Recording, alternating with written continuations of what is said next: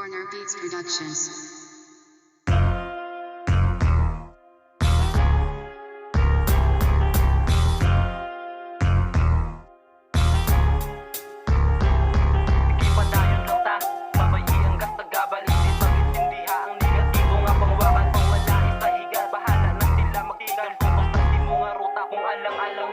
Sari-sari nga komento, wala ko naging sapa. Baskin pili magpadayon kisa akong isaba. Diretso lang sa panglakaton, mapatadlong ulo ba? Walang akon nga maagin sang akon mga yapa. Kutob nga akon makaya, tikangon ang kalatuan. Kay hindi makumpara ang inagyan sa pakatuan. Rason nga nagalakat, kay isa lang ang patulungan. Tapat nga magkatatak, may kaugalingon nga dalan. Pursigido nga naghandom, nagtuon sa pagsula. Asa nga ang pangilala, naglapat tungod sa rap. Nagulat nga makabuelo, sa diri na ko anad. Asa nakatungtong duelo, biskan di pa ko sagad. Nakalumutan sa balay kung pautukan ko pa ma. Paathag lang sa iban nga klaro ang ginabuya. Palakpakan man o wala, may lapis biskan way suga. Ang mga letra nga ginpasad sa pinsar ko ginpagwa.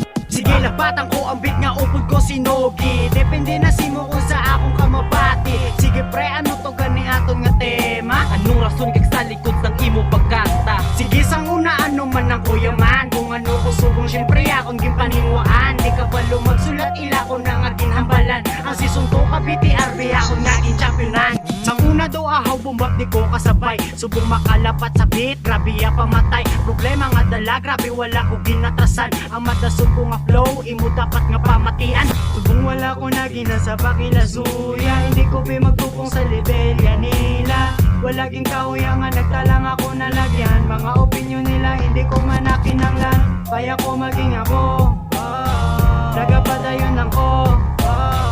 Ang imo nga di kaya, ako nga din kaya. Tanan nga nagsuya, wala ko na sila nakita. Pamangkot mo nga asubong nagasulat. Diri ko nagkahandong kag diri mata nagmuklat. Salamat geto grounds para ni sa inyo tanan. Isa ka ehemplo nga tanan madala kong matingwaan.